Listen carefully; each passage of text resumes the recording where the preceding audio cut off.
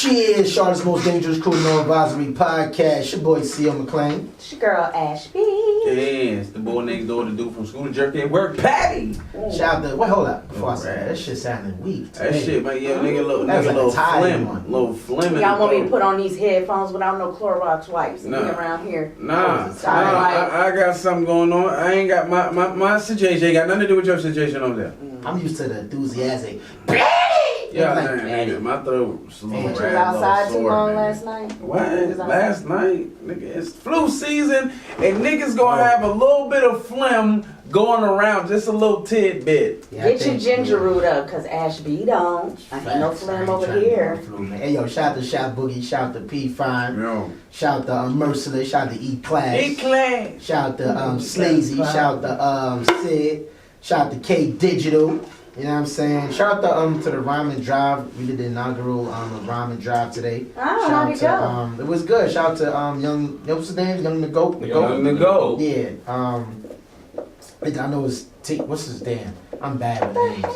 But Young the Goat. Yeah, I'm bad with this. What's going on? Huh? You're scratching. Oh, yeah, scratching my inner thigh, man. That means that good scratch. You're like, Anyway. Yeah, man, shout out to Young the Goat, man. Came through, did this thing. Ramen Drive thing is going to be something dope. It's going to be exclusively on YouTube. So, if artists want to get with us, send us an email, Ramen Drive, and we get you on. If you whack, I can't wait till we get a whack person.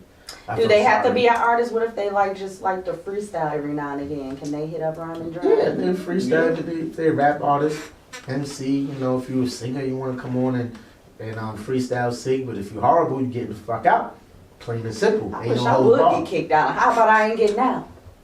Well, you gotta get the fuck out. I mean, you gotta. There are a few concerns that I've had. You know what I'm saying Right. about how this could go bad, and the insurance and all that's in place. But we working out the kinks. Don't worry about that. Trial and error. Trial and error. Ain't no sure. You tell the motherfuckers beforehand. Listen, don't get in that car if you ain't got no bars. Fuck that. What if they but I ain't getting out because I got bars? Well, see what I'm saying? Shit. You'll get out. See why I ain't getting it? I ain't You'll get out. Like I said, we're working out. Anyway, man. Yeah, man, it was dope. Got about good couple of artists that signed up initially, so do the next couple of Sundays. Ramen Drive gonna be in full effect. That's what's up. Who else did I forget? Did I forget anybody? It's a new year. Happy New Year. Happy New Year. Happy Let's New give the Year. white people applause. First show of the decade. Did it come? Here you go. Whoa. Yeah, it's kind of delayed. Yeah, well, they got a process, and then they have to decipher, and then they have to respond. And so that's why. Yeah, we don't work on the sound effects. We don't get some black hand claps in there. Black hand clap? What with you? Just refresh me. What does that sound like? Yeah, there you go. And I feel like black people don't clap. They do that green button. I just hit the green button. That? No. That's the wrong They effect. do the other one. They do the other one. No. You got It's to go label the damn buttons. Look. That's what black people do. We don't It took clap. me like 2 sound effects. Niggas be like, I said, oh, that's what niggas do. Niggas cover their mouth and they troll you, Anyway, man, it's a new year, man. Happy New Year. Happy New To Year. our listeners, watchers, everything, all and above. Happy New Year to you guys. 2020, we're in a new decade. We got some new shit coming for y'all. Yeah, I mean, it's a lot of shit, man. A lot of shit, NoAdvisory branded. Gonna kill it with the New Year with. We got the training day open mic every Monday. The host Patty. Nigga, there it go. They're gonna mucus. There you go. You know what I mean? Ramen Drive, of course. And just a lot of guests lined up that y'all motherfuckers be like, how the fuck did y'all get those? Yeah, NoAdvisory motherfuckers. That's why. Bang. Speaking of which, we got a special guest in we calling in today. Dr. Damn, don't give me his name fucked up. But Dr. Enqi. I said that right? I believe I did. Dr. Enqi's calling in today. I said it right. Yeah, Enqi calling in today. So yeah, NoAdvisory podcast. Hot topics. Ashby, what you got? You tried. So of course, as usual, we start off with the bull and Yes. try to end on a good note, even though it is all bull for real this week. It's all bull. Yeah, it No. is. But it's, new decade, more bullshit. Y'all know how it goes. Facts. All right, so, oh gosh. The U.S. military kills head of the Iranian Revolutionary Guard Corps, Qasem I can't say his last name. Qasem Soleimani. Qasem Soleimani under the direction of President Trump. Right. Now, this is somebody that America has wanted dead for a long time.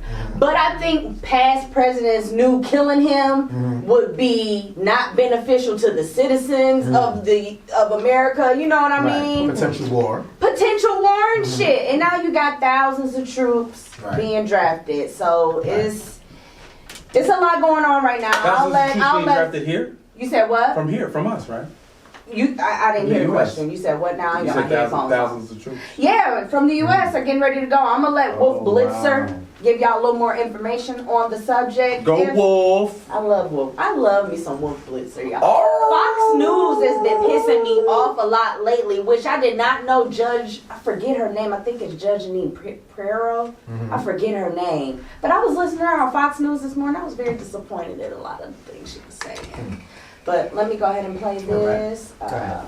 For the Pentagon, I understand you're getting new information about more U.S. troops about to be deployed to the region. That's right, Wolf. New information, several thousand U.S. soldiers will be deployed to the Middle East, we're being told by defense officials.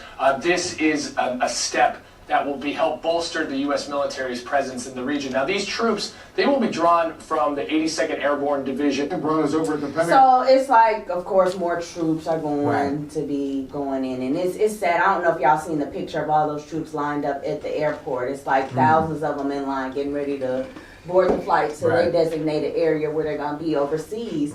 And Black Twitter love y'all to death. And they have been putting out these memes. To me, they were funny. At first I did laugh. I'm not even going to lie.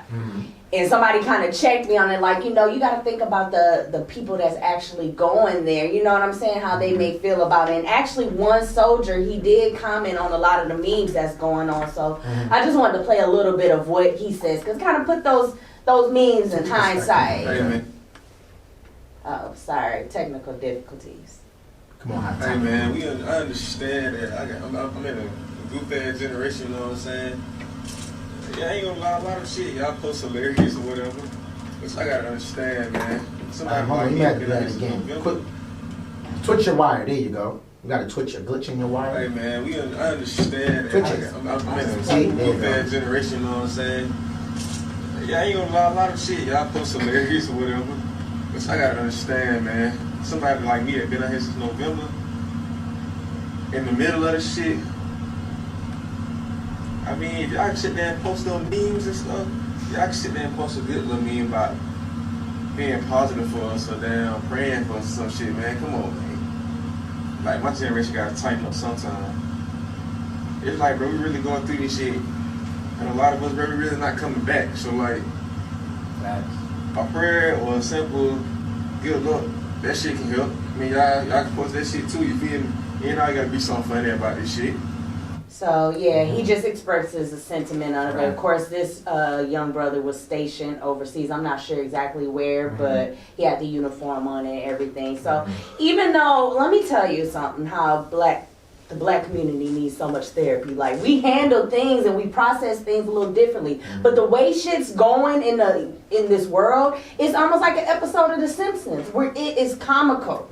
For me, it is, because it's like, I can't believe this shit is happening. Right. It's like shit you always knew this world would turn into, as far as another war happening and all of that. But to see it before your eyes and to see Trump in office through it all. I mean, the thing about that, and I told people when, because I mean, I was on Facebook and I told people, as soon as I saw Trump's name on the ballot, I was like, he's going to win. People was killing me on Facebook. He's going to win. I didn't think he was going to win, but I definitely thought he was going to get nominated. I was going to fucking win. Right. But the thing that I say about Trump has no political bone in his body. So with any political situation, he's just thinking as just a person that's just straight arrow, right? He's not on no Democrat, no Republican side. He's just going to do what he feels is in his best interest to do. I always say Trump, he has like you put a little red button in front of Trump, and they be like, yo, don't press that button. Trump is going to press a motherfucking button. And that's what he did. He was like, you know what? Fuck it. Fire. And they're claiming that he, of course he has advisors and everything. Right. And they're saying that these are people that advise him to do the right thing for the country. Mm-hmm. But come on now, y'all act like we're a bunch of fucking bubbling ass idiots. Like, we know that y'all killing them. This man is a detriment to America. Like, we're not gonna pretend like Obama couldn't have did this shit. Right. You know what I'm saying? And he talked shit about Obama when he went and pressed the button killing this guy a long time ago. So it's just like, I don't know if you were about to say something, Petty, but they did have like a prophecy from Trump from 2011 where he kind of spoke on. You want me to play it? You want me to play it? No, you say it? Yeah, go ahead. All right, hold on. Our president will start a war with Iran because he has absolutely no ability to negotiate. He's weak and he's ineffective. So the only way he figures that he's going to get reelected, and as sure as you're sitting there, is to start a war with Iran. So it's pretty much playing that clip saying he's doing this as a way to get reelected. And right. At this point, I mean, I so hate over. politics. I don't like it, but it's like at the same time, this shit is hitting close to home. Mm-hmm. This effect is directly affecting everybody. It's sad. You know anybody? Y'all know anybody in the services? I know a lot of people in service. For real? Yeah, a lot of people in service. Yeah.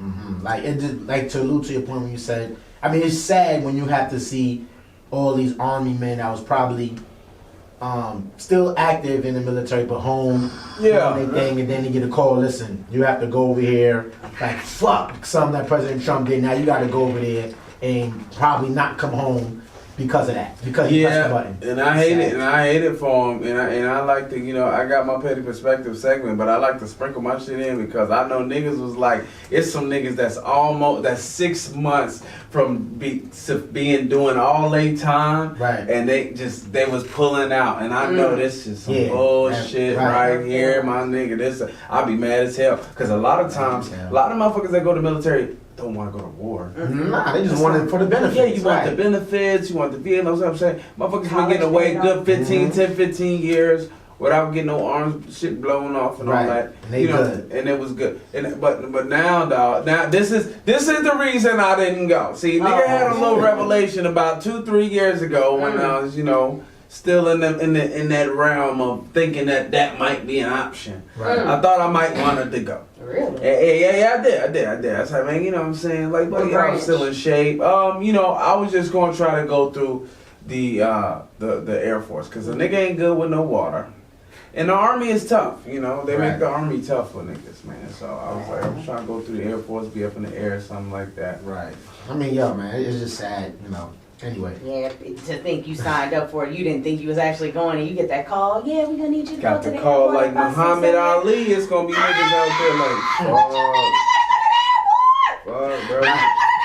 Over some dumb shit. All right, we so gonna hear about some shit. Niggas, we gonna hear about some niggas on the run. That's right. We gonna hear about it. It's gonna be some. Hey, y'all seen it? Speaking of, I know he don't like us talking about those memes, but they was talking about those memes where the Mexicans, how they looking at us crossing the wall trying to get over there now, but the war is getting ready to be drafting motherfuckers. He was looking like, yeah. Like, look, can we swap out this bitch? Yeah. They ain't finna call your number. I bet they be coming in handy. Like if they go to war and they can come back, you can use that as a. We can use them as now you as assets. No, you earn your citizenship. Are you saying send the Mexicans to war? Right. Why not? You earn citizenship. I don't think I would trust them. Why wouldn't you trust them? I wouldn't trust shit under Trump's damn shit. I wouldn't trust I go to war and get citizenship, war over. Woo, woo, woo, woo, woo. Right. I know what I said, but this is what it is. You gotta go back to your country. You definitely one arm and all. If they were guaranteed citizenship once they came back from war, they would should guaranteed in this crooked ass country.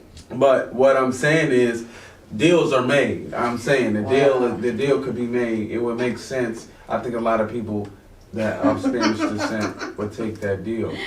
Petty be the one to try to hire somebody to look like him to get if you get drafted. Yo, yeah, it's a lot of niggas that look like me now. I ain't worried. Yeah, I All get right. K Digital to get all ID in my motherfucking ass nigga. Alright, so moving on. Y'all know the baby was placed in handcuffs on in Miami. That was like the start of it. This is a little scene. What y'all hearing in the background is him getting arrested. It's like they're really trying this man. So now he was arrested, and then authorities claimed the victim was doused in apple juice. Y'all heard about that? Yep. So new information, I'm sorry about that, I clicked off the thing. Wow. So new information about the baby's recent run-in with law enforcement has become available. As we previously reported, he was detained by police in a robbery investigation, and now more details have been revealed. So this is according to TMZ. The baby was officially arrested late Thursday for battery in connection to the robbery investigation, and his bond was set at $1,500. Of course, he posted that. The site also reports they also obtained the police report, and according to the report, the baby allegedly robbed the victim, who was a concert promoter, of $80 of a credit card. The promoter was reportedly doused him with apple juice. So what they're not really saying is like this promoter was known for doing fucking shady ass business. You know what I'm saying? Right. It was like known that he was like from janky promoters. Y'all remember them motherfuckers? All we was trying to do was throw a nice little shindig in Modesto, and this the fucking thanks we get. Sounding just like that shit. Yeah. So it's like y'all try to add little bits and pieces, and after he was released, then they brought up charges that or a warrant he had in Texas, so he was arrested on that. It's just like, you know, when you're on top and you climbing the ladder, they try to pull you down, and the fact that he's keeping up with his shit, and you know what I'm saying, not stopping. The only thing I'm just gonna chime in right quick on that is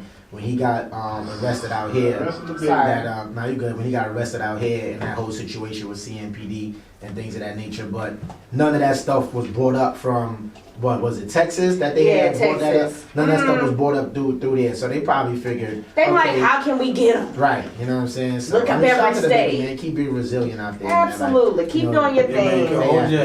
Yeah, Charlotte got your back. I mean, ain't shit else we can do. I mean, all we can do is if you need me to write a letter, I will.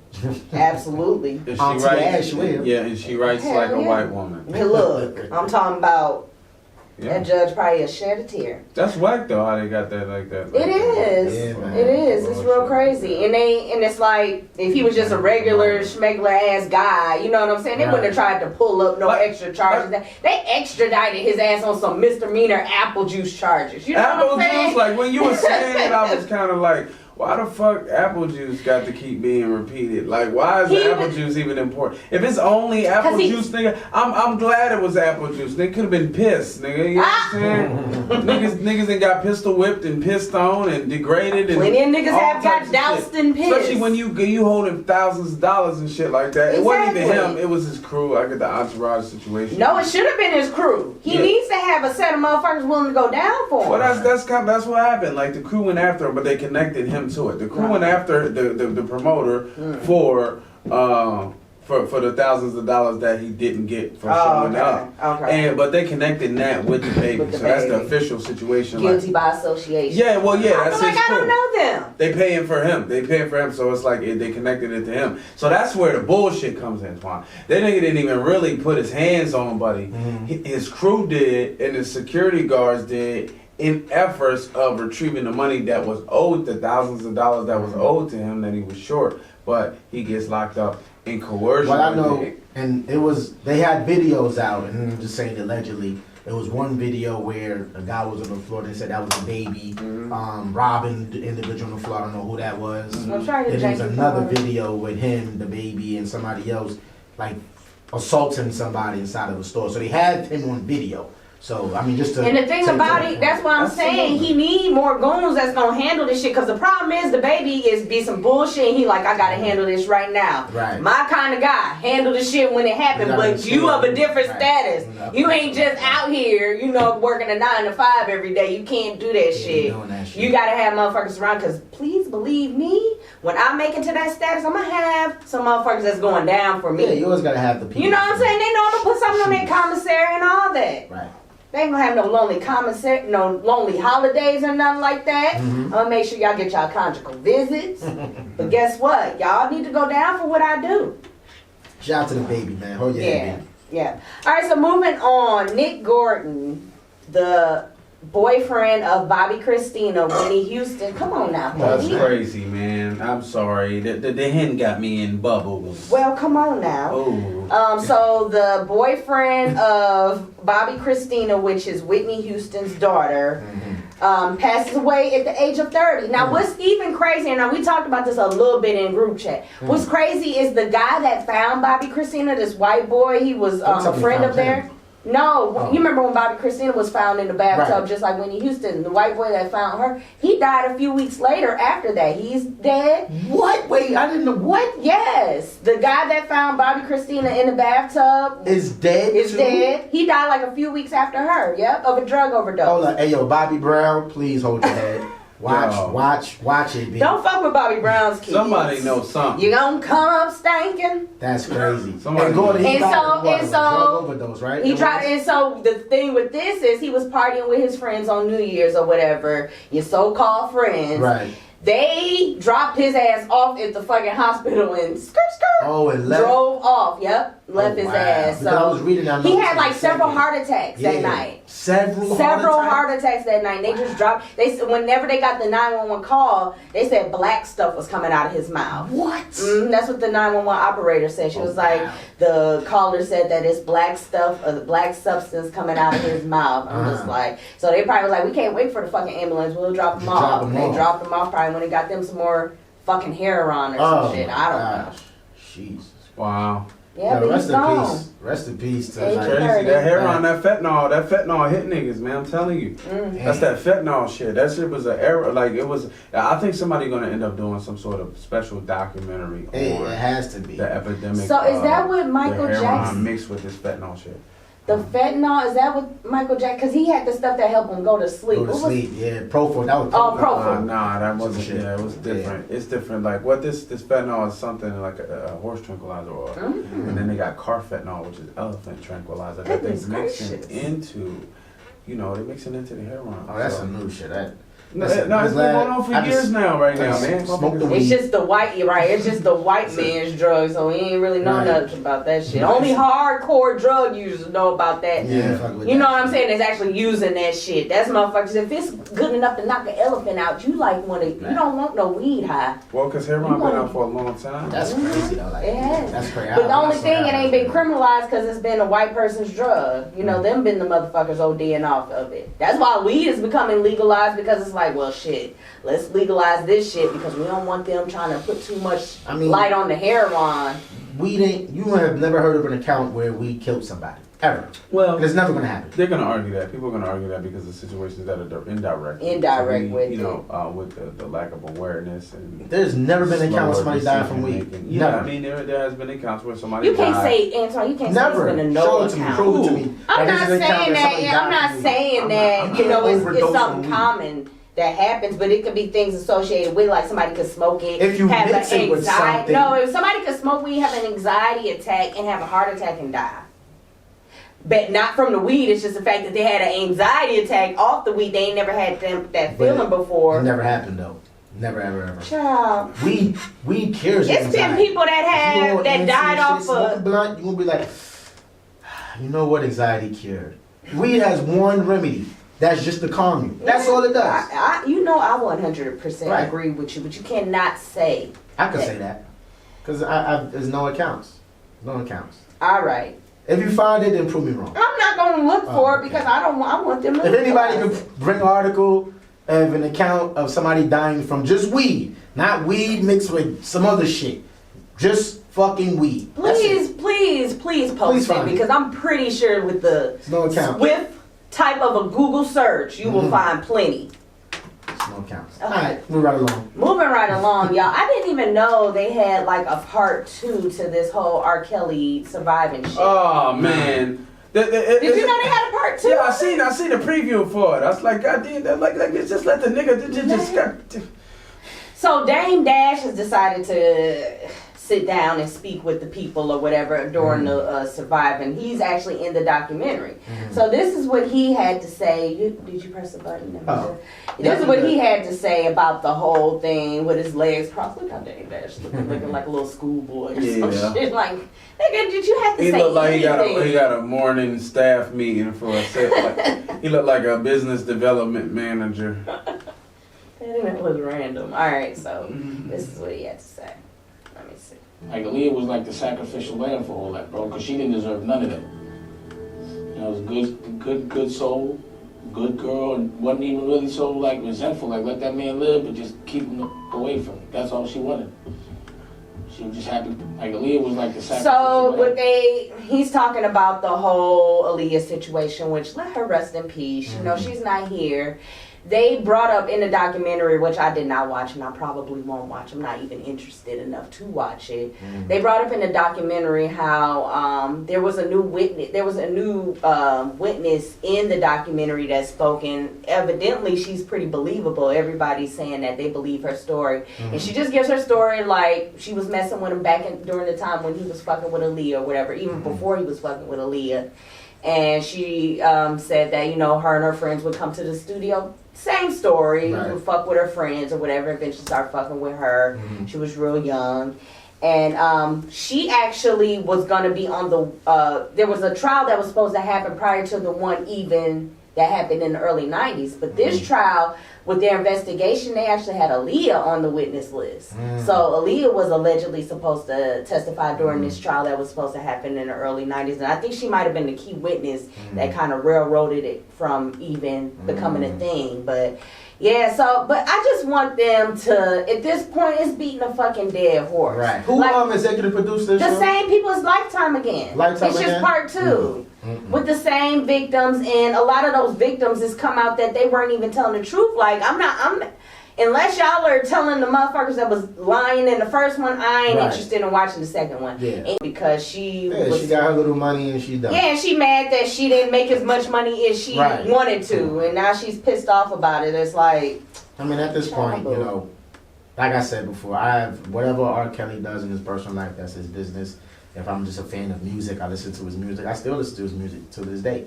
You know, I just think that it's a bit, you know, it's overboard, overkill. What they doing? The guy's locked out right now. I mean, what more can you get out of it? What more do you want from me? This is like, yo, leave the man alone. He's gonna rot in jail. Obviously, it's what y'all want. It's what y'all got. You know what I'm saying? So, I feel like, you know, he did what he did and he's paying the price for it. Yeah, what the fuck? He's in jail. Right, another document. I just think that they're doing it because the first one didn't go over so well. A lot of people say like, yo, you gotta make this shit stick. Somebody in that lifetime got a vendetta against R. Kelly or something. They're like, yo, I'm gonna make this shit stick and I'll make it go worldwide. I think they're capitalizing off of it because the first one did so well. I think they thought that this second one was going to... Because don't get it twisted, the people who were speaking in the documentary, like the victims and everything, they didn't get very much money, but the people that produced and directed it, they got paid. They got pizzazed. The advertisement during that shit, and a lot of it was like, went to Netflix and shit, so they're still making money off of it. That's why Andrea R. Kelly's wife was mad, because she's like, how the fuck y'all making all this money off of it and I'm not making any money off of it? Man, you didn't have plenty perks all these years. Okay. They count her. They're like, yo, you've been well taken care of. You ain't crying for nothing. But yeah, man. Why? That's crazy. Yeah.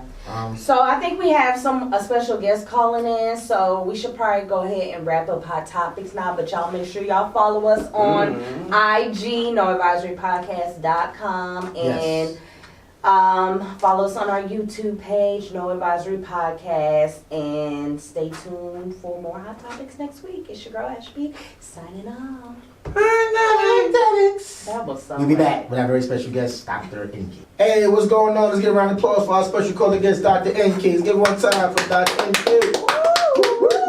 What's going on, man? What's going on? Peace. We saying it right? EUNKQY, right? ENQI. Yep. Dr. Enqi, we got it. So, Dr. Enqi, man, let the people know who you are, where you from, and what it is that you do. Okay, I'm from the Bronx. BX, what up? Yeah, I would just say holistic healer. You know, I'm a certified personal trainer, sports nutritionist, master herbalist, and an ND at the same time. But I got those certifications, I guess, spurred on by just other people. Like, you know, you should do this, you should do that, you should do this. But nothing has really changed from before I had those certifications till now. So I just try to teach people about their bodies and how their bodies actually work so that they can get the best out of their body for whatever it is they're trying to do. Mm-hmm. Gotcha. So I know I saw that you was an ordained minister when you first started off, correct? Yes, sir. So how did that transition happen from being an ordained minister and going into having a doctor attached to your name? Wow. Now that is a unique question. Nobody's ever asked me that question. You're gonna get a lot of those questions this Right. evening. Yeah, to be honest, a lot of the science that I tap into is, or at least that led me down this road anyway, was inspired a lot by biblical texts, you know. So it wasn't hard for me when I see the Bible. It's a science text, so it's not a hard jump to go from minister to some form of science in my mind. For me, you know, the main diet is right there in the first chapter. It speaks about having a plant-based diet, right? And then you go to Revelations, and then it talks about using the herbs for healing.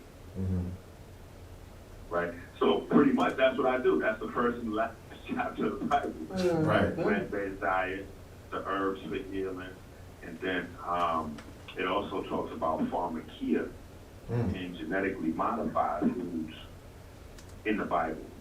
People don't notice that.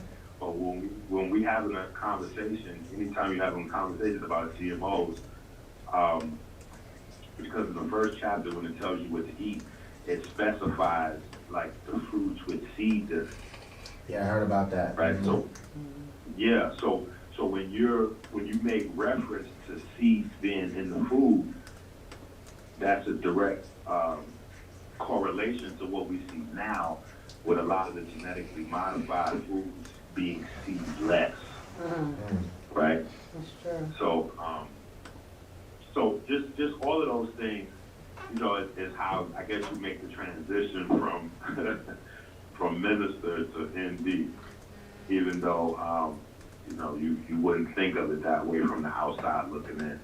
You know, a lot of times when we think about the Bible, we really don't break it we down say the like word that. Bible, but we really because what we really think about is religion. Right. And then religion has so much goofy stuff involved in it. We automatically associate that to the Quran, the Bible, Egyptian Book of the Dead, or the pyramids. Like we associate stuff created in the religious arena with the actual text. And most times, the books, the holy books, don't support the foolishness that circulates in a lot of today's religion. So, you know, it's a lot of interesting conversations that we can create. Yeah, no, that's kind of true, because I've even found myself, even as I've gotten older, as someone who's grown up in the church, like, and as I've gotten older, you know, of course my mom instilled in me certain things, like go to church every Sunday and believe in Jesus and all that. And I've kind of gotten older and, you know, gained my own beliefs.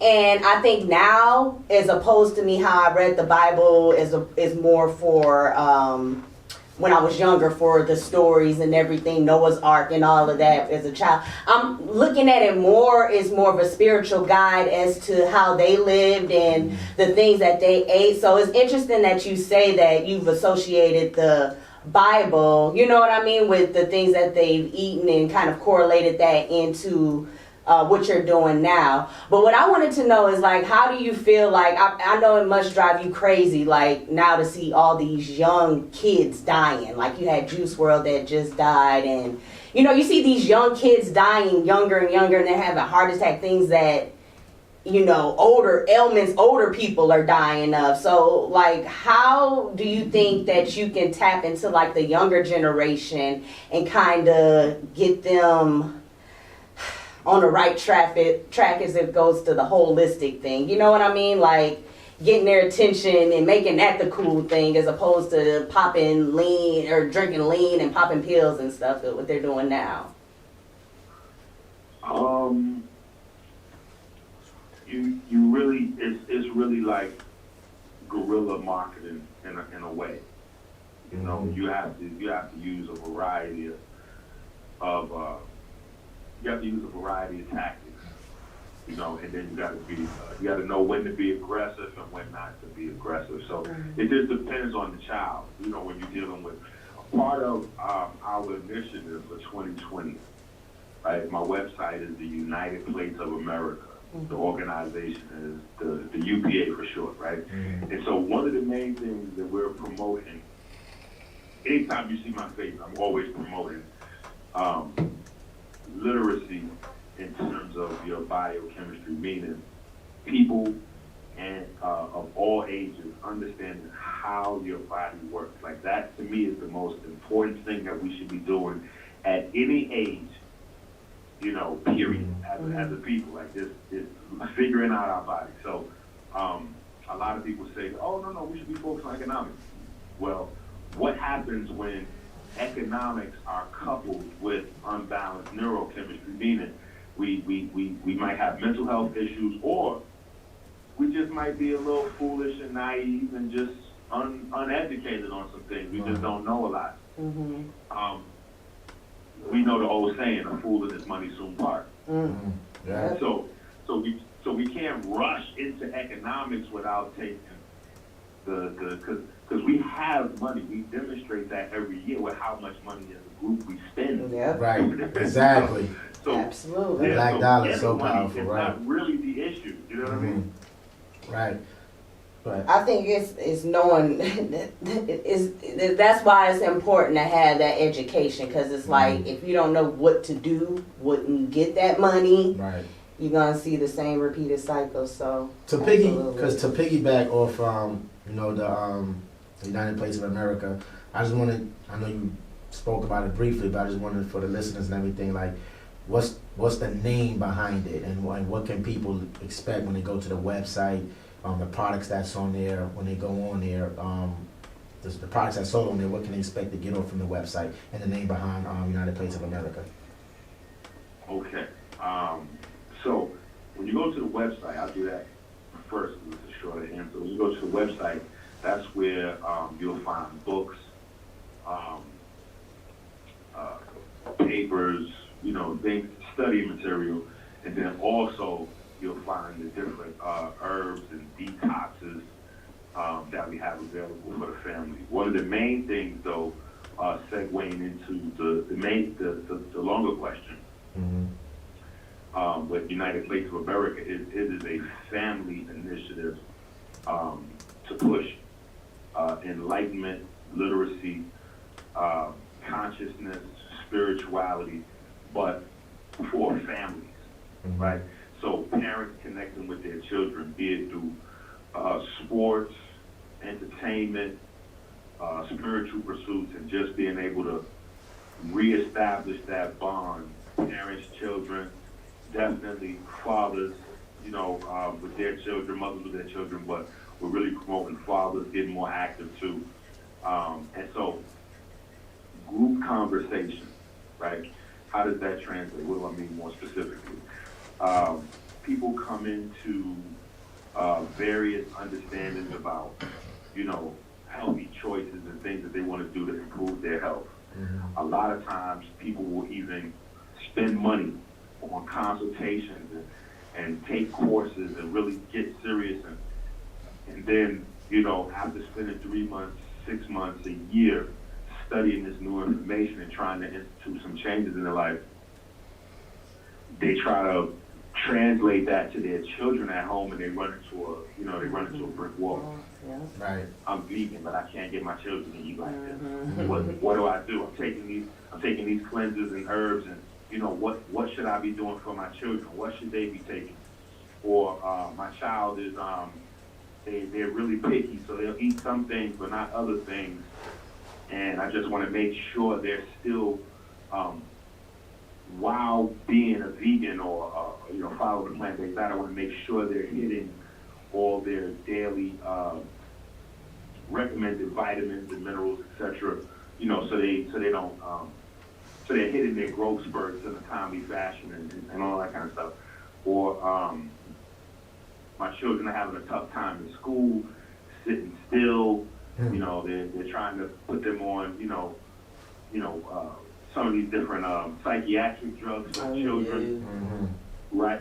You know, ADD, ADHD, you know, what can I do to, you know, alleviate some of those issues? And a lot of those just comes with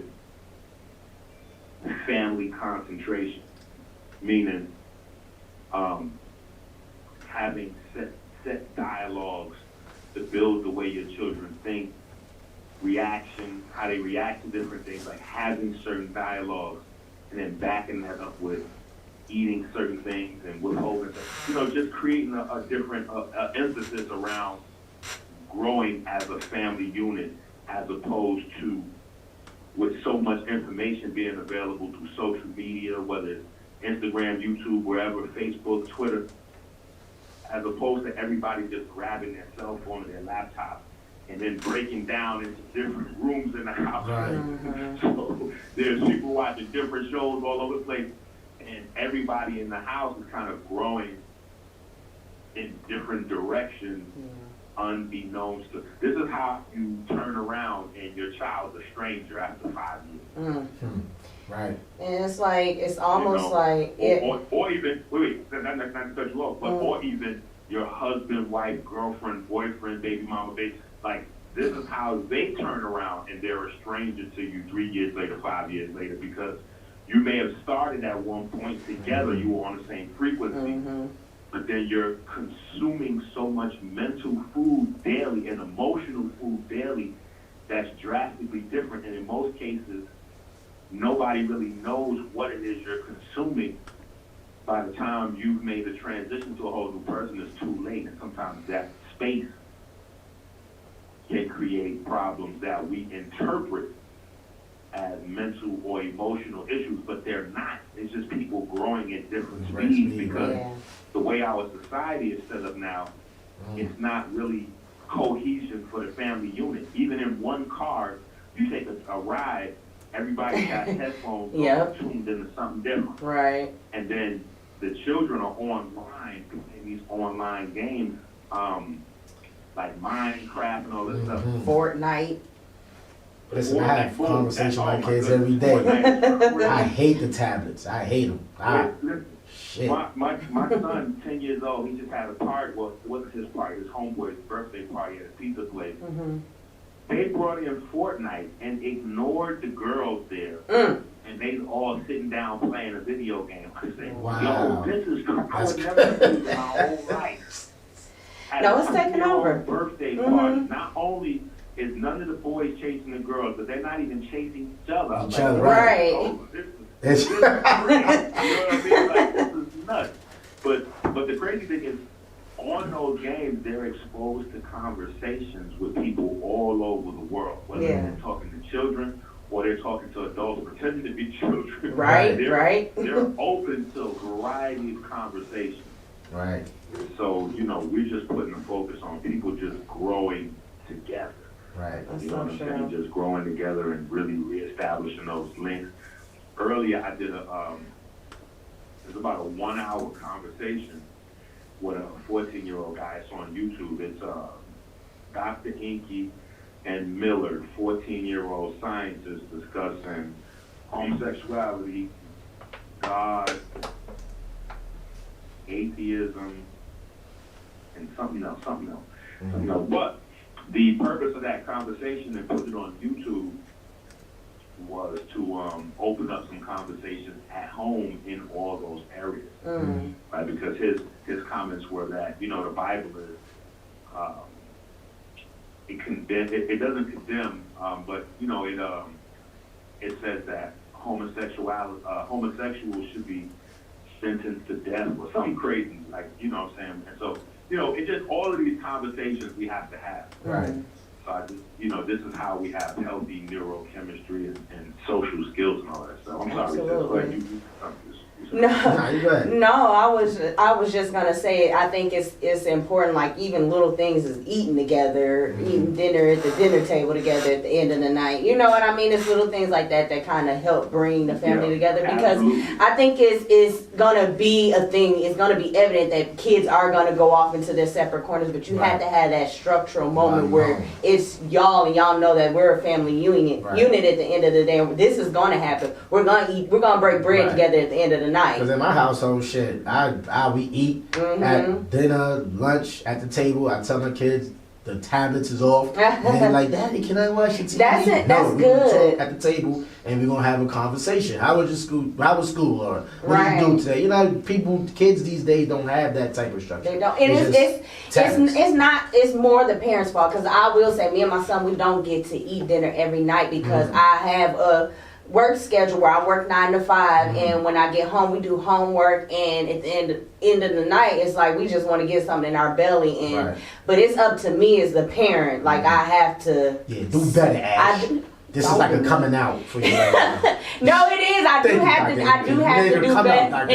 This is therapy right now. I'm gonna charge you $50 an hour. I'm just saying I do have to make that extra effort as the parent. You know what I mean? I can't blame it on, it's just me by myself. I have to make that effort to consciously us having dinner or us doing something. You know what it is? Listen, the thing is, you already 90% of the way the moment that we put it on Front Street. You know what I'm saying? And that's really what I'm trying to do with some of these conversations, really, is just create conversations. Right.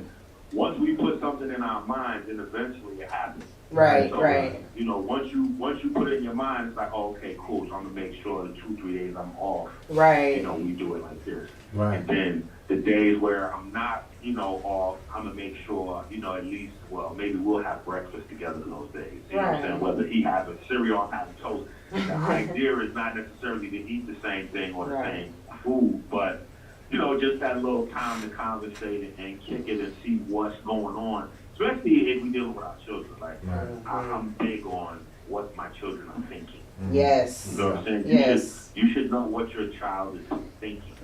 You should know what types of behavior patterns their friends got. Yep. Right. You know, and then you can't really control who their friends are, who their friends aren't. Right. But you can control what your friendships you decide to support. Right. Yeah. Right. Always. So true. Like our parents did. Hey, man, well, mine was a little bit more heavy-handed, you know what I'm saying? But right, that's that BX love. Could you sleep over your friend's house when you was a kid? Absolutely not. There wasn't nobody coming in the house in my house. I don't think I had. They was a little more strict with it. But me, like, okay, cool. You know, you got a whole bunch of friends in school, that's fine. But when it comes to, like I said, we went to one of his homeboys. They had a birthday party at a pizza place. Right. So right after that, he asked me about another one of his homeboys was having the same kind of party. Like, yeah, they having a party at the air place. And I was like, yeah, that's a dub. We dubbing that. That's probably not going to happen. And he was like, well, what happened? We went to homeboy party with no problem. I said, yeah, but that's because when I come pick you up from school, his parents is also there picking him up from school, so I know what these people look like. So not only do I know what they look like because they're always coming to pick up their children from school, I also know a small amount about how their life is structured. Right. So a I'm not saying that his household might be crazy just because I don't see his parents at school ever. But chances are, if I see him dropping you off or picking you up, it's a little bit more cohesion going on between the children and the parents. And then, you know, how, you know, that's more in alignment. And it's all about your comfort level at the end of the day. Right, right. So, Enqi, you know, I don't know if you said this, I missed this. You got, what age group your children in? Mine's all age groups. Dang, Dr. Enqi. 10 children. Oh, titties. This nigga, oh So wow. literally each age demographic, you've been there, done that. Right. I got 4-year-olds and 20-year-olds. But that man is splashing on over all American right there. Hey, Yeah. legacy, you leaving legacies out there. So do you find yourself, okay, so you got them in all stages, right? So the follow-up question was, because I know you were saying some things about, you know, spending those moments with the children. I mean, do you find yourself struggling with the new age way of trying to raise children? Has it changed? Do you waver your strategies based on the age? Well, here's the thing. That's a super good question. That's a really good question. Okay. So this is a unique interview. I'm gonna have to get this interview after we doing homework, son. We doing homework out here. Well, yeah, but I didn't, you know. You didn't think it was gonna be this deep, you know what I'm saying? right? Well, yeah, you know what I'm saying. I figured I'd be on here talking about detoxes and penis pills and erections and stuff. You know, but, We'll get into all that. But for me, right, coming out of my dad, my mom, they tried their best, but you know, black kid in inner city, you know what I'm saying? You know the classic story, right? So a lot of us, we're trying to learn the best way to be parents as we go. You know, just to keep it a buck. Like we've experienced some things with our upbringing that we try not to. Like we have certain mistakes that our parents made that we have set in our minds since we're children. Like, when I have children, I'm never going to do this. Right. So we have some things that we come to the table with, but largely you make mistakes and you just get better with it every time, every go round. You know, just like everything else, the more you do it, the more you get better at it. Yeah. So there are things that I've learned each go round with each child, so I become a better father for the young. Like I'm getting better as a dad the longer I do it. Right. And then there are certain mistakes that you make directly with your children, and there are certain mistakes that you make indirectly with your children, right? So with my first couple of children, I would say an indirect mistake would be just how I was getting my bag. You know, you always at work. Then when I started working for myself, I was always on the road. So, you know, that's an indirect mistake. That's something that affects your relationship. Right. And that's something that you're not really doing to the child, or Right. the child's doing. You know, it's not like an interaction thing. But it's something that you say to yourself, okay, like Sister earlier, she said, you know, because of her 9 to 5, whatever. Right? So you say to yourself, okay, I don't like this. This is not how parenting should go in my mind. Like, I want to be with my child all day. From the time they wake up, I want them to see my face and deal with me, drop their butts off wherever they need to go. When it's time to pick them up, you know what I'm saying? Right. Oh, you're back to me again. All the way to you go to sleep. It all comes back to me at the end of the day. Yeah. All Only day. overkill now. Right. Right. You know what I'm saying? You would be all day. So the majority of your influence, spiritually, mentally, emotionally, comes from me. So I learned that early on. Like I had to change, you know, so job, business owner, work for myself. Like I had to create a reality where me being with my children all day was a reality. You know what I'm saying? Like where that was something that I could do all the time. So just this stuff you learn, you know what I'm saying? Because there's things that you're not going to really see until you take one from 0 to 18. You know what I mean? Right. There's stuff you especially about girls. As girls get older, from a dad's point of view, right? As girls get older, things get rough on dad. Yeah. Listen, my daughter 3 now. I'm like, okay, I'm trying to set myself up for when she's 4, and then when she's 5. So each year, for me, having my daughter is a setup process, and training my daughter. They gonna take care of you to the day you die. Right. I mean, you obviously got to be good to the daughters. Oh yeah, absolutely. But once you get, right. But there's a window between 15 and 20 where children, their polarity change. So, like when you have little boys, they always up under their mom. Right. Right. Little girls always up under their dad. Yeah. Somewhere around adulthood, like right in that 15 to 20 years old window. That rite of passage. The adults, they switch. Right. So the young boys go from trying to be up under mommy to trying to go out into the world to be daddy. Right. Whether daddy's there or daddy's not there. That testosterone going to kick in, and they're going to be like, okay, now I got to make my mark in the world. I got to fall back. You got to fall back, Mom. You back some money for your phone bill. Oh, my God. See, you want to feel like you're paying something and you're responsible, that thing kicks in. See, Dr. Enqi, you about to drive me crazy. My son is 8 right now, so, and what I try not to do, because I don't want him to, I never, tell him, oh, you're the man of the house. It's up to you to, when he goes to my mom's house, she's like, okay, so you the man of the house. You got to make sure things that I'm protecting and all that. And I try not, for me, it's I don't want him to feel like he's the man of the house. I don't want that responsibility on him, but I just feel like, I don't know. He has a dad. He does have he has a dad. He has that male. Let me tell you. Yeah, go ahead. With children, right? With children, you want to tell them the things as they're young that you're shaping them. Right. So you want to get them used to responsibility and pressure as children so that when they become adults, they're used to dealing with responsibility and pressure. So if as a child they don't deal with responsibility and pressure, when they get older as adults, they don't know how to deal with that. So some of them turn to, substances, some of them, they run from their responsibilities, whether that's mothers or fathers, you know what I'm saying? Right. Men or women. It may not even be in a parental setting.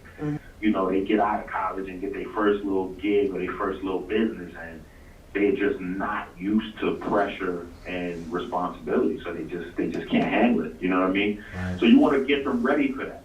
Even I was talking with a sister, she said, she was talking about the, just how boys just different than girls, and you want to tell them to sit down somewhere and get themselves together. And I was like, yes and no. You know what I'm saying? You got to balance how you handle little boys, because we in a situation where now we have adult men and society, particularly our women, and it's like, hey, what's up with our men? They don't stand up and defend us anymore. And, these guys are chumps nowadays. Right. Everybody's soft. Right. Well, we're coming from generations now that when they was little boys, their mama and their father, I'm going to share the blame, was telling them, sit down, be quiet, sit down, be quiet, sit down, be quiet. So you listen to sit down, be quiet, or threat, I'm about to take that game away from you, I'm going to whoop your butt, or if you don't stop that foolishness, or you don't stop wrestling, or you don't stop hitting him, don't hit him, stop hitting, don't hit, stop. Just hearing all that. Yeah. 15 years they program. Right, absolutely. They sit down, they dormant, they docile, so we got to make sure that we give them a little, we got to make sure we raise them right. Yeah. And I think that's what I try to do, just try to find that happy medium between, because by all means, I want him to be able to express himself. Tell me anything. We have discussions. I make sure.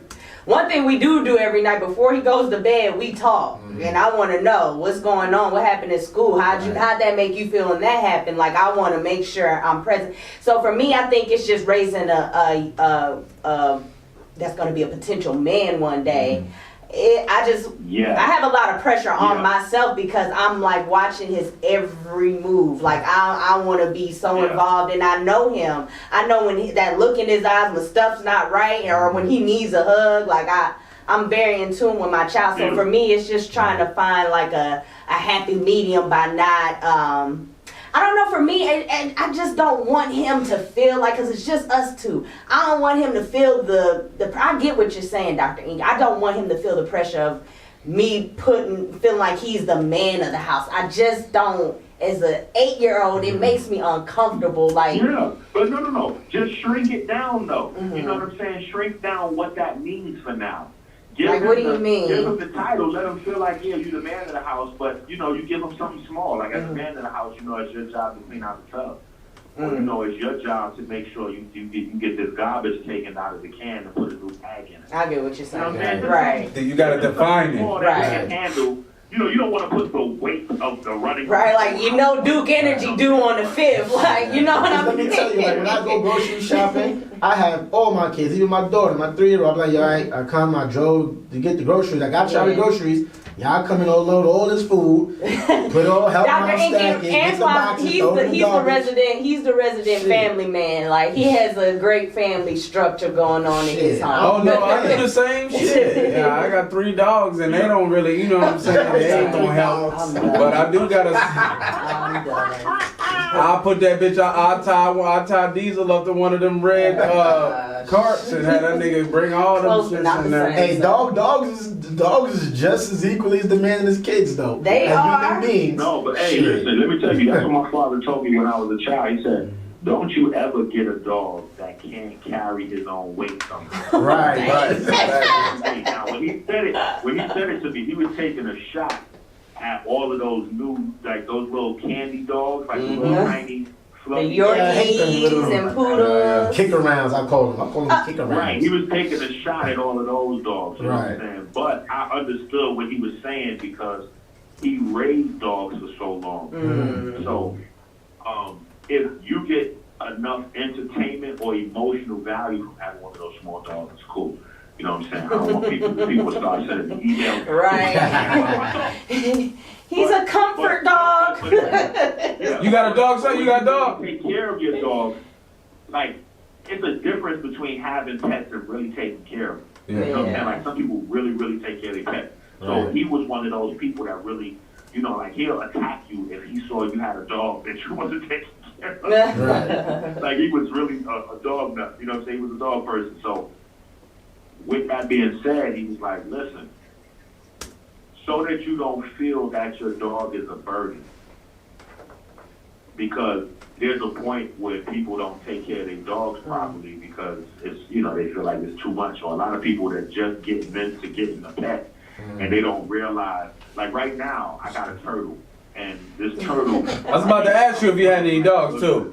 No dogs, right? Not right now. I got 2 turtles. Shout out to the turtles, though. You got a turtle? I got 2 turtles. I got a turtle. But I'm using this turtle. Now being the turtle, I'm building a relationship, but I'm using the turtle. Hold on, family. Hold on, family. You and the turtle then built a relationship. What are you talking? He do tricks? Because I got a swimming pool in the back, right? So in the back, in the pool, we found like the 2 turtles. One was dead. I didn't show that to them. I just took it out and returned them to the river. But this other little turtle was swimming. So I fished him out, and everybody, the children, they surrounded me. It's 5 of them I got by myself. So they surrounded me, talking about, we got to keep the turtle and all that. I'm like, nah, man, let's put the turtle in the river and let this man do what he do. You know what I'm saying? Like, old boys go back in the river. No, Dad, how we going to put him in the river? We don't know where his mommy is. And all that kind of stuff. So I'm like, all right, well, listen, this is an actual living creature. Right. Every day he's going to need to eat. He's going to need his doo and his pee-pee and his, he's going to need to be clean. Oh, because they do it.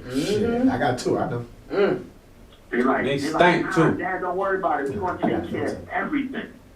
I'm like, all right, well, let's figure this plan out. Because right now, we decided to keep him. We got to give him a cage, some food, some vitamins. So who has that money?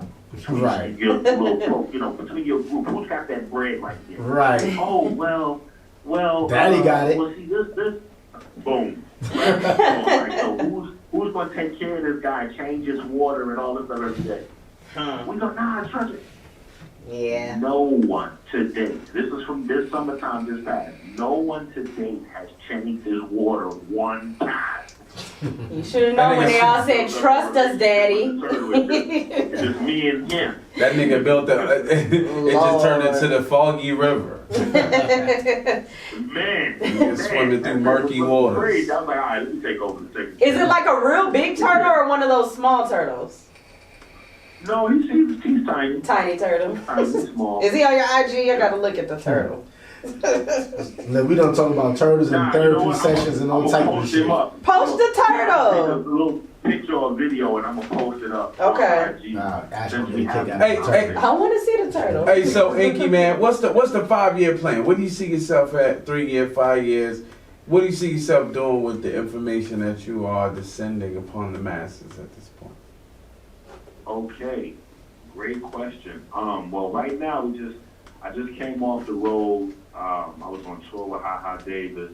Oh, shout out. Yeah, definitely. Big shout out to Ha Davis. How'd that come about right there? What you said? I said, how'd that come about right there? You went on tour Yeah, with you was linking opened with up for him, Ha. or I know he does stand up, right? Yeah. Ha Davis, yeah, he's a social media comedian that transitioned to stand up. And now he done transitioned to movies and television. So He's hilarious. he's been able to, he's been able to. I think just consistency with him. Right. He's really just really consistent with what he do. But me, just looking for ways to communicate with people a larger variety of ways. Like when Sister asked me earlier, how do you reach children with the message? So, and I said, you just use a variety of ways because all children are different. So it's really about bonding the way you get anything to a child. You know what I'm saying?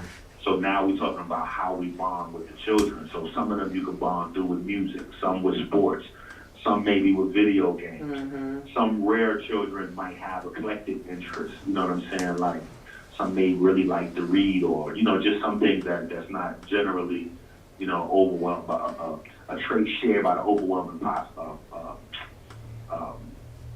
community of children. You know what I'm saying? Overall population. That's what I'm looking for. Population of children.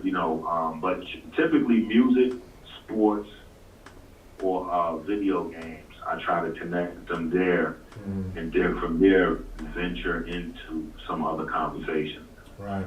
So I'm like the segue champion. I go from one conversation to another. Like y'all have experienced a little bit of that. Right. I'm really good at switching gears. You are. But yeah. So and then right now we are working on the Dr. Sabi documentary. So I was gonna ask that. To be in there. Finally, Nick Cannon. I didn't think he was gonna do it. Yeah. Shout out to Nick Cannon. It's still happening. Shout out to Mama Pill, KT, the whole family. Right.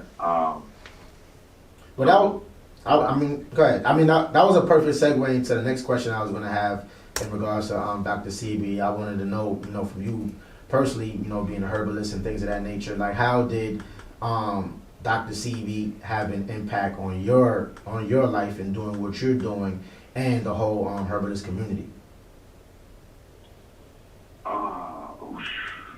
Okay.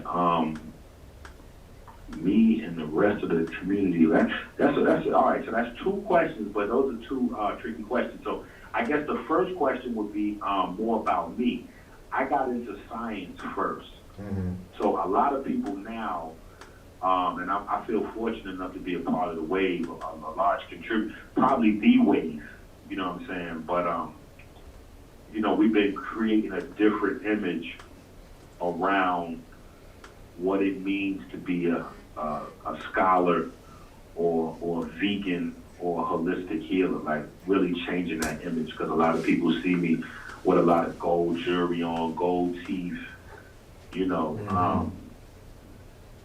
you know, it just, with social media, comedians, and like it just changes. And then in the gym where people get, you know, so, and it's over the years, you know, the last few years. So it's really had an impact on changing the way we see those things. Because typically we hear about people reading a bunch and all that kind of, we get a geek in our mind, you know, big glasses.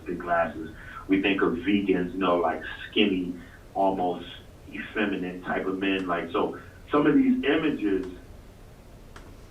create ideas that stop us from having, you know, personal development or personal growth in our own life just by the image created in our minds when we think of specific, going down certain roads. Like, I don't want to, you know, I don't want to be that, because everything that we think of has an image associated with it. So when you start to change some of the templates for how people view a thing, that also has a big impact. So that would be one of the things. But my thing was always a love of science, personally. Right. And so as I got older, then I got put on to, you know, the Dr. Africas and the Dr. Sabis, and later on I would meet Mama Pill, who was the first person to actually cure AIDS in Dr. Sabi's camp. So it kind of was a progression. But I got like a different type of personality. So when I learn a thing, I jump all the way in. Yeah. So when I learned what Dr. Sabi was teaching, because I already had a solid background in science, I just went through my whole kitchen with a big garbage bag. Like, it just made me just go through there and just instantly, you know, the children was crying. Yeah. Not my Pop-Tarts. Man. Everything's bad. Not my Gushers, no. Man, it was a scene. It was just like, yo, hold this garbage bag. Watch Oh, you didn't make them hold the garbage bag. Oh, wow. Yeah, we had to have the conversation while the go down was going down. Why was happening? What are you doing? Why people is literally trying to reach their arm in the bag and pull stuff out. I got slapped. Somebody hid a Pop-Tart in their back pocket. Right. You can best believe that. Yeah. You know what I want to know as well? Like what? Because I know man. my aunt, You was serious. my wife's aunt, she had passed away. She was very into, you know, the naturalistic things of healing and the herbalist and just everything natural. That's what she was, right? So she ultimately she passed from cancer. She didn't want to do no chemo, no nothing like that. So my thing is, a lot of times people look at the naturalistic way of healing or doing things as the remedy to everything. Like, this going to cure everything. From whatever type of ailment I'm at, this is going to cure it. So what do you say to the people who had family members that have passed from these diseases, and they were into the whole holistic and natural and herbalist, all these natural things? What do you say to those people that say, hey, it don't work? What do you say to those people? That's a super good question. Yeah, I definitely got to get this download so I can put this on my channel. But that's the drive for me to promote biochemical literacy at the level that I'm on it.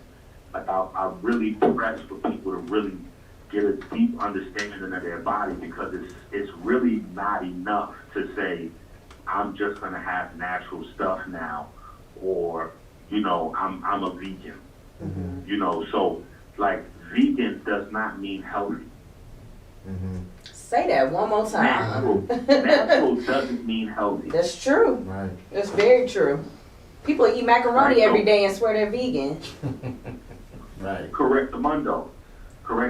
So just being a vegan, or food being labeled vegan, or no dairy, or some of these things, these are like commercial flash signs now, because we have certain triggers in the back of our mind for the majority of people that make us purchase.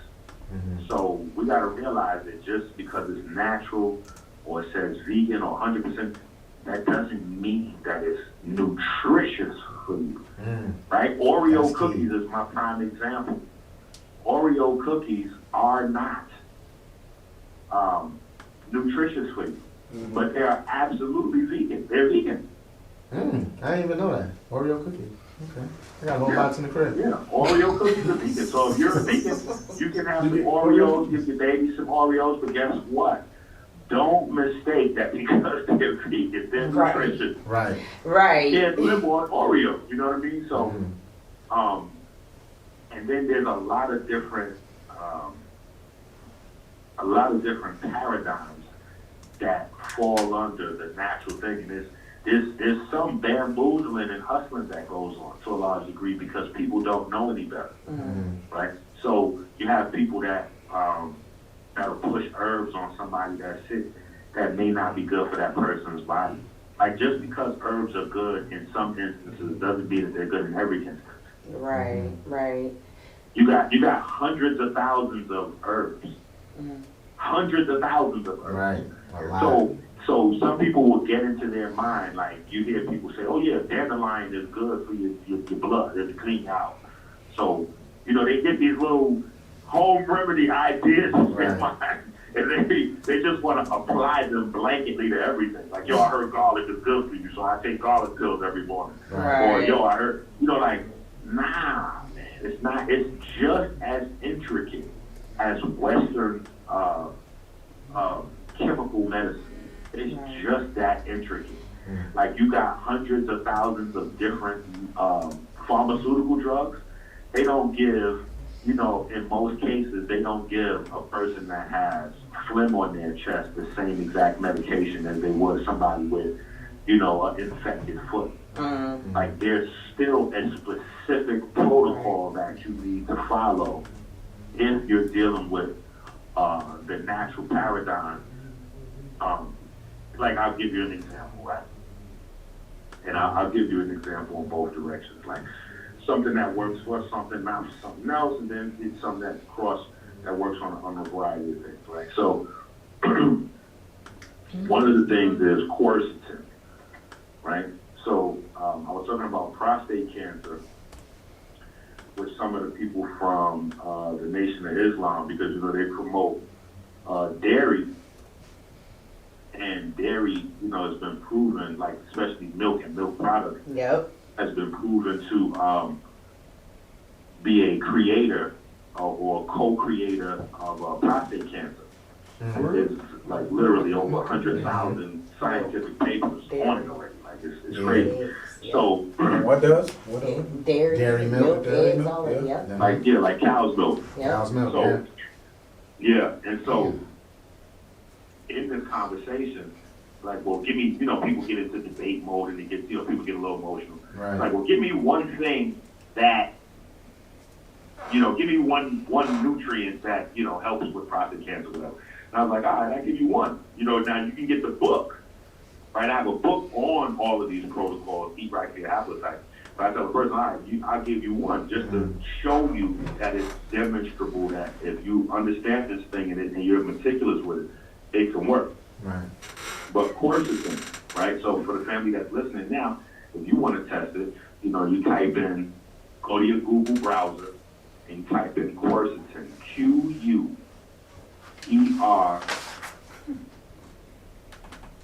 Quercetin, quercetin, and then you type in prostate cancer.